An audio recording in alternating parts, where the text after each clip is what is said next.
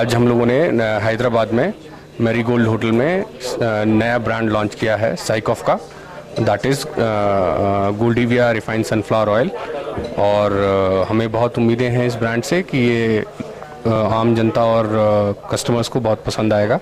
Product का design और structure सब एक बहुत बड़ी एजेंसी ने बनाया है और हमें उम्मीद है कि कस्टमर्स को ये पसंद आएगा। इसके अलावा इस प्रोडक्ट की बहुत सारी ऐसी खासियतें हैं, जैसे कि इसमें इस गोल्डिविया सनफ्लावर ऑयल में बना हुआ खाना बहुत दिन तक आपका फ्रेश रहेगा, मतलब जल्दी ख़राब नहीं होगा, स्मेल नहीं आएगा, फूड में फ्रेशनेस बनी रहेगी। दूसरी चीज़ ये है कि हम लोग इसको बहुत जल्दी मतलब रिटेल मार्केट में दुकानदारों के थ्रू, होलसेलर्स के थ्रू इसको मार्केट में लॉन्च करने वाले हैं।